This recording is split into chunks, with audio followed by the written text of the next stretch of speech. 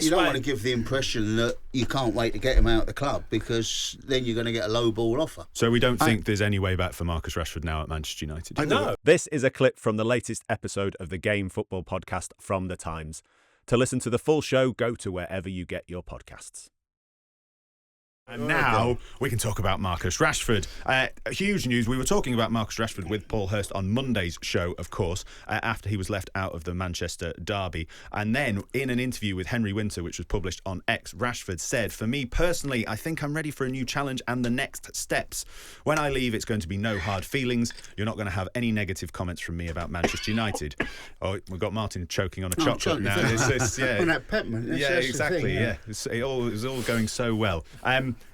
Obviously, there's been various developments, and we're here talking on Thursday morning, and I'll bring in what Ruben Amorim said in response. But, Johnny, what was your reaction to this? Because Rashford at Manchester United is something that has been a fascination for us for a long time. You know, he's been a player there for such a long time, having burst through at a young age.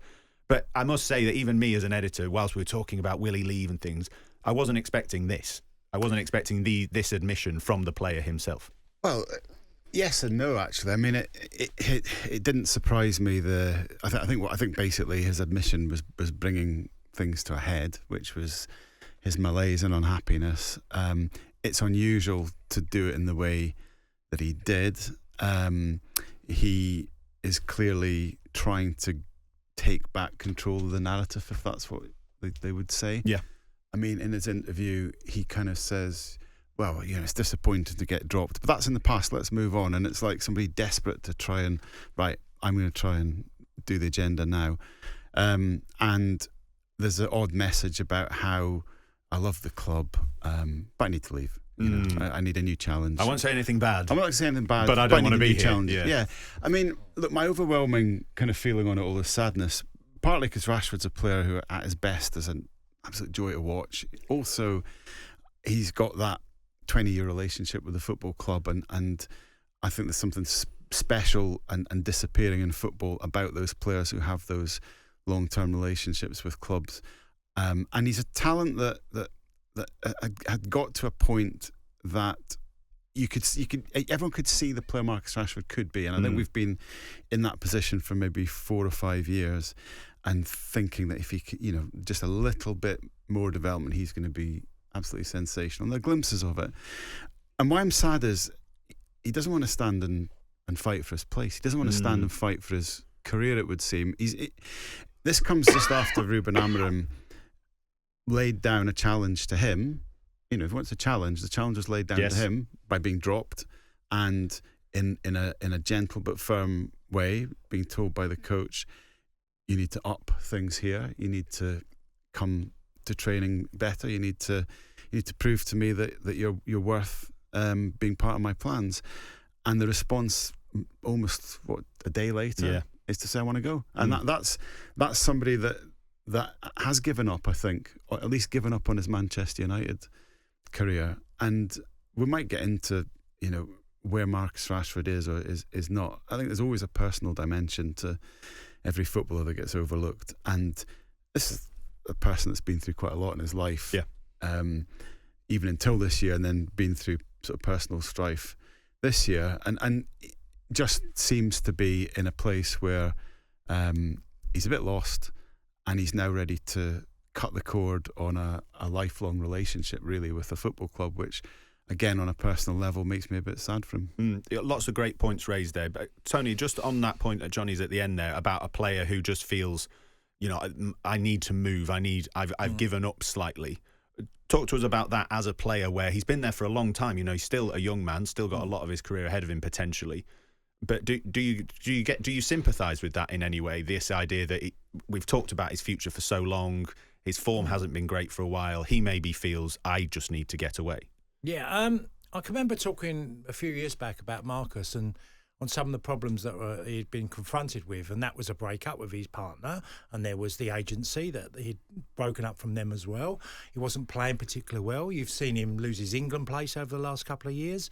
So everything's been spiralling downwards for him. Yeah. And I think the biggest criticism of him is not just from pundits, it's the fans as well. He seems to want to do it when he wants to do it. And other times he seems to have this feeling for me that he's doing you a favour. And when you get to that mindset of and thinking you're owed a lot because you've been there a long time, Right. I when I saw the statement in midweek, I was thinking, Marcus, have you been in this mindset for 2 years? Because that's what it's looked like. Yeah. So you've confirmed. So you weren't surprised either, like as Johnny says. I was surprised that to be so quick after the manager is saying the things of well, yes, I left him out, but yes, I want him. He's still a tremendous player, and I still think I can use him, and he's still got a big part to play. And then the next line out is, well, maybe not. Yeah. And that felt, wow, you've been kidding the United Football Club for the last few years. He signed a really lucrative contract a few years back. And you felt that contract was going to see the very best of him. And United rewarded him with a contract at the highest level. Yeah. This is to superstar. He's on huge wages. Yeah, exactly. So it's superstar treatment. And that contract confirmed that they're going, we believe in you. We think we can get even more from you. And that hasn't materialised. We see glimpses of Marcus. None of us here would say Marcus is way more talented than I ever would have been. But we wouldn't, we would look at him and say, God, we've seen glimpses and no more. Yeah. There's been reminders of what he can do. Yeah, I want to come back to that point as well. But and Martin, a point you made in your comment piece after the news broke, but just your reaction to some of the points the guys made, and I want to get a sense of how we feel about the statement first from Rashford on that Tuesday before we get into Amorim and what might come next. It was a very good story. Henry's story was an excellent story, and whilst I'm not surprised or whatever, it was a surprise on the night. Yes, as such that it came out that way. So good luck to Henry there. Is it the way to do it? It's probably not. I mean, Amorim is saying he should have come and spoken to me about it, but by the sounds of it, when you're at the stage where you're doing what Marcus Rashford is doing there, where you're dropping one on the toes of the football club, because I would have thought he hadn't said that to the football club either, then the relationship is too far gone for him to be sitting down for a cosy chat with Amorim. As the fella said, he knows exactly what Amorim wants from him, and obviously doesn't feel motivated to deliver that. He scored the first goal of the Amorim era. It was within 2 minutes. He's probably not going to get the chance to score too many more. I think he's got 3 goals now for Manchester United under Amorim, which you would have thought might have been a good start under the manager. But he's obviously seeing things from him that he doesn't like. Yeah, well, hence not being in the squad, let alone the team. Yeah, I mean, you make the point there that it sounds like you feel that there is no going back from this. No. I mean, I was editing yesterday. Charlotte Dunker rings in from Ruben Amorim's press conference. Oh, Ruben's had his say. He said he wants him to stay, etc. If you want to challenge Marcus, the biggest challenge is here. Do we think that that's a little bit of, I mean, not mind games from Ruben Amorim, but a bit of good PR from, They've got a price to maintain. Well, do we think this is it now? Is this the dance now towards an exit? Think of it this way. You don't want to give the impression that you can't wait to get him out of the club, because then you're going to get a low ball offer. So we don't think there's any way back for Marcus Rashford now at Manchester United? No, I don't think so. I thought it was a brilliant piece of communication by Amorim, though. Yes, me and Charlotte were saying this. He's so good. Got the chat. He's got the chat. He has, and to kind of almost turn the message back round to the mission, which is restoring Man United, to actually say there is a challenge here. I agree with Marcus. We all need a challenge, and this is the biggest challenge in football. It was not only a clever way of dealing with the Rashford situation, but as I say, it was this is a guy who's trying to, I guess, galvanise a whole group of people to come with him on a journey, and he managed to get the message back to that. He's just very gifted, and he says there's Marcus Rashford's still in his plans, but then he's not in the squad. So there's that also was the point. The next point is that I was going to add. Then still on the editing desk, Charlotte rings in and said he's not in the squad, and I'm like, oh my god, this story just keeps going and going. And of course, we'll wait and see the starting lineup tonight against Tottenham. So Tony, you agree with the guys? No way back for Marcus Rashford. I can't see it. I mean, imagine if you have one of us guys who worked for you and we were giving our half-hearted performances, not quite sure we wanted to be here, and what are you on about? You're always slagging me off. entire podcast. Don't be nice now. We're No, if you recording. wanna- no, but imagine having someone opposite you, and some of the things have been said, and you're having a conversation. You're thinking, "Can I rely on him? He's, the way he's thinking." And, I for mean, you, and as a also- teamate as well, what would you think if you were a teammate of his looking at this? Because Well, I there's- know what a few teammates would have said to me, and it'd be good riddance if you felt that way. You know, sometimes, look, I always felt I was very lucky to be playing. I tried to always do the right thing. There's one club I walked away from. It was Celtic. Okay, and went in and see Liam Brady. He was hugely disappointed with me. He said, "You was my record signing, and you're asking me if I could go." And I said, "Yes, I don't think it's the right place for me." And it got me a lot of stick all over my career. Even today, Celtic fans will tell me I was one of the worst signings ever. Yeah. And by the way, they weren't wrong. But I had no desire to stay there. I found the whole Glasgow Celtic thing very difficult to take on board. And I'd walk out my house and there'd be a Celtic fan one day and a Rangers fan the other, and the electrician come round and do something, and he'd be one or the other, and you was getting stick. And the day that done it for me, I'm walking in Glasgow with my missus, pushing the pushchair to my youngest, and a fan comes up and has a right go at me in the middle of the high street in front of my missus, and I've said, leave it off. I know you're a Rangers fan. He went, I'm effing not a Rangers fan, I'm a Celtic fan. And I knew he meant it. Yeah. And I thought, I'm doomed. So time to go. And also I was thinking like Marcus. Yeah. Whereas I didn't have my heart in it anymore. And I'd only been there 9 months, well, probably 8 months at the time. And I knew I had to move away. Yeah, just to give the next part of the conversation some context, I'm interested, we've talked, and a lot of you have mentioned, poor form of late. He looks like he's only kind of producing every now and again. But this was a kid who burst onto the scene, huge excitement. I mean, I remember watching him and thinking he is a complete throwback to a player that my dad used to tell me about when I was a kid. The best players are the ones who get the ball and are quick and take people on. And, for the England as well, he became for Gareth Southgate, throw him on down that left wing. If he can get back to that, how good a player do we think Marcus Rashford is at his best? Is he top elite level European quality? He can be. He can be. I mean, I don't think he will reach that now, quite frankly. He's 27. But the player that you can see hasn't really changed much from the kid that broke in the scene. But, incredibly good close control at pace, which is golden in the game. An ability to sort of, get very quickly into the box from a wide position. Again, you think of somebody like Mo Salah making a career out of that. And finishing ability, which we saw when he scored 2 goals in his debut v Midtjylland. And that's the package. And you mentioned England. I mean, he was a dimension that brought that team to another level in 2022, I think, coming off the bench. And it was something England missed in the summer. But there have always been flaws in this game as well. Coaches would say to you, well, he runs in straight lines all the time. You never see him vary things. He's very binary in his game, and he needs to just learn a little bit more. I mean, where I feel really sorry for him is he has given a lot to United. He played through terrible injuries. He had back problems for a couple of seasons. He kept playing through them.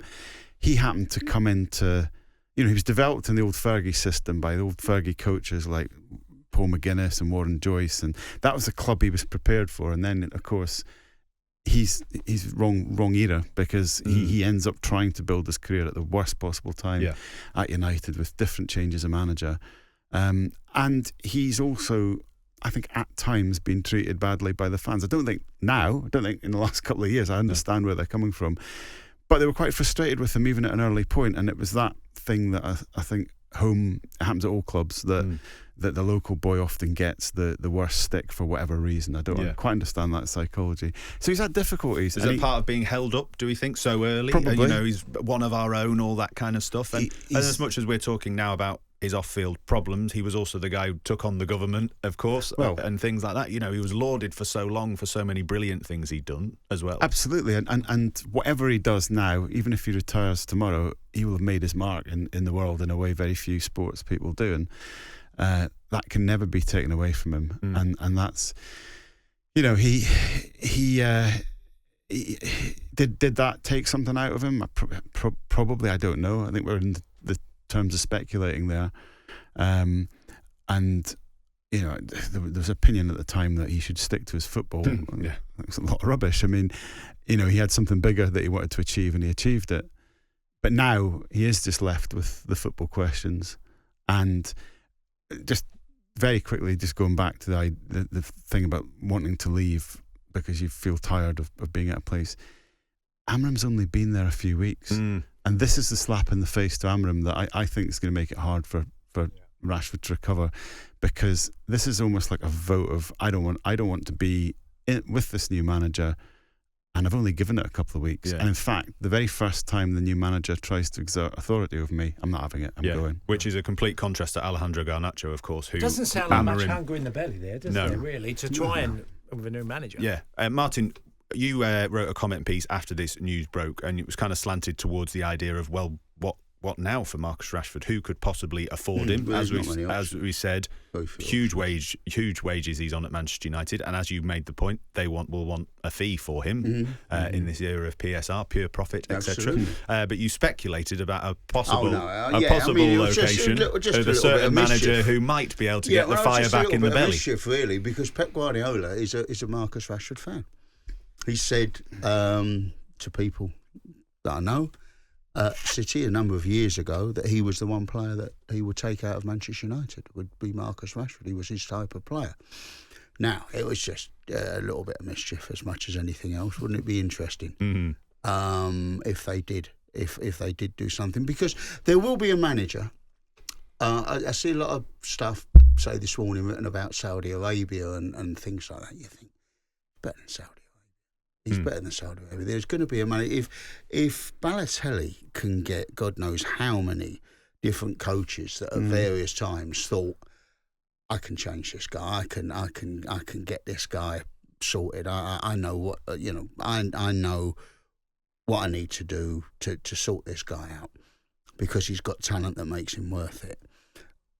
If there were enough managers that Marco Balotelli got. How many? Half a dozen chances?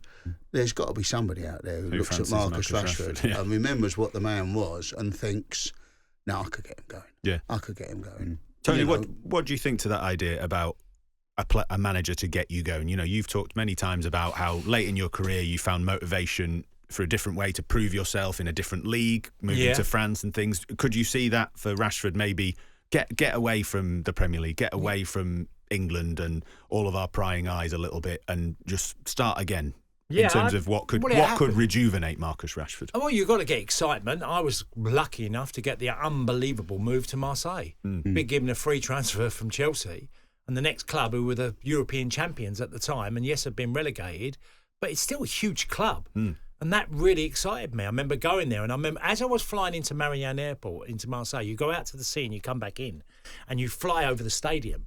And I looked at it and I just remember thinking, wow, what a place to play my football. I've got to make the most of this. I really have. So he needs to find something that's going to get that. Yeah, get that inside you, that hunger. Because Marcus is, what I said earlier, we're not questioning his ability, but when someone loses the hunger in anything they do, you're going to get a poor result. And that's what we're seeing at the moment. And I think Marcus has to find that place. And don't be money-based, by the way. Yeah. Don't just think it's... If you have to take a wage cut, but you go and play your best football again, you know, just that would be the most important thing for me. I luckily met Laszlo Bologna along the way, which was my coach. He was a Romanian international. He'd had over 100 caps. He won the Champions League, or the old European Cup, in Barcelona, against Barcelona in their backyard.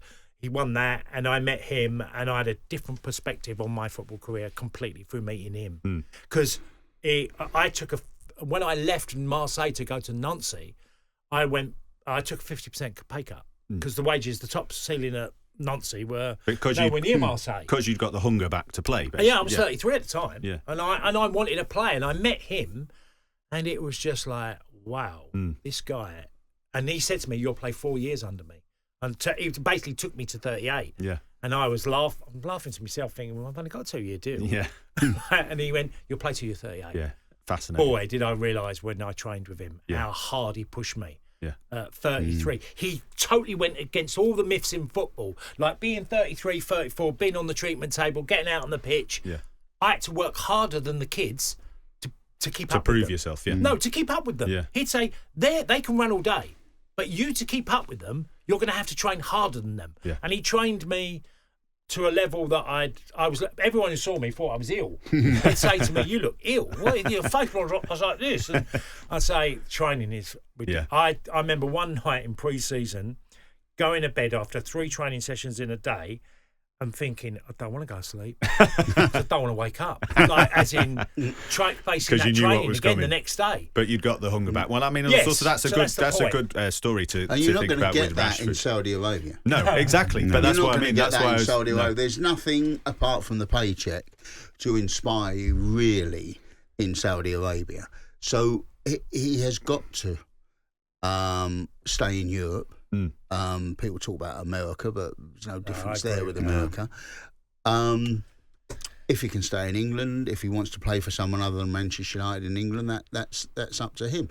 But he's got to stay in Europe. He's got to stay in a top European league, because that's the only way you're going to find that little spark of inspiration to get you going again. And he said in that interview that he didn't think he was at his peak yet. Well, if that's the case, mate, well, you're not going to hit your peak in Saudi Arabia. No one peaks in Saudi Arabia. Could Barca be an option? I don't see Real Madrid because of Vinicius Junior, but could Barcelona become one? PSG's linked because he scored 2 goals in the Champions League, and they're always linked. And then Neymar was playing that night, and he shone, but.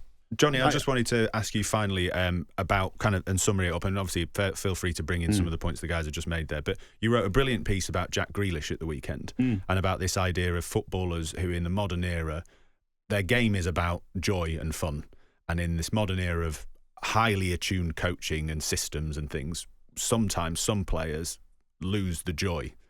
Do we think there's a case of this with Marcus Rashford as well? When we talked about his game earlier being quite simple, and Tony's saying about getting the fire back in the belly, and Martin saying make sure you go somewhere where that's going to happen.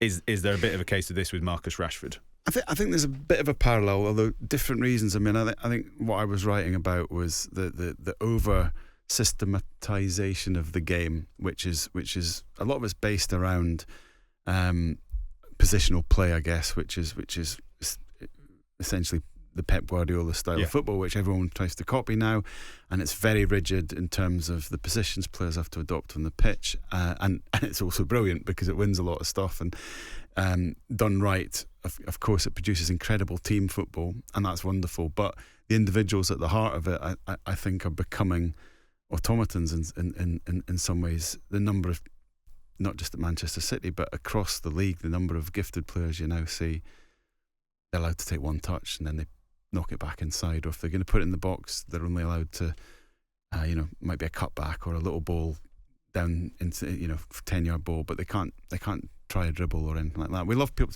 someone like Cole Palmer, because he is still different. He does still play like a kid, and I think Jack Grealish is a bit of a poster boy for this. Because for good and bad, Jack Grealish has been turned into a world champion, a European champion, and a multiple title winner by Pep, and is probably very happy that he's got all those titles and all that kind of stuff. But he doesn't have as much fun as he used to, and it's not as much fun watching him. And I do look at him sometimes when he makes 5 yards, stops, knocks the ball back to someone, and at Man City he's known as a rest station because he's there to give the other players a breather because he's so good at holding the ball. I do wonder if he misses being that kid that was allowed to just go on a run. So then in relation to Marcus Rashford, then we want to see him at a club or somewhere where he can have the ball put in front of him and sprint away from a defender. I think joy's been knocked out of him for different reasons, because you couldn't accuse United of being over-organised in recent years or over-systematised. But I think he's a similar burden in terms of carrying a team and feeling that, I suppose, almost taking risk out of his game, because it's just scary being at Manchester United. They all feel it. Yeah, so I would love him to rekindle that somewhere. I mean, he's someone that was trained. United had this fascinating way of training kids in the sort of Fergie era, where they wanted to still create street football. Yeah, and Rashford was one of the last kids of that era. And what they would do on a Wednesday afternoon is they'd put kids of all ages, 18-year-olds down to 13-year-olds, into a gym hall and just get them to almost like play a crowded sort of playground style game. Yeah. And Rashford was doing that with people like Paul Pogba and Ravel Morrison and the older kids, and that's what forged him. You know, that's the spirit that he once had that he's lost. So Martin's completely right. Wherever he goes shouldn't be for the money. It should be for the joy in the football. And I think United might have to help that happen as well by taking a financial cut as well as him. And yeah, wouldn't it be lovely to see that back? It would. It certainly would. It won't be the last time we'll talk about Marcus Rashford, I am sure.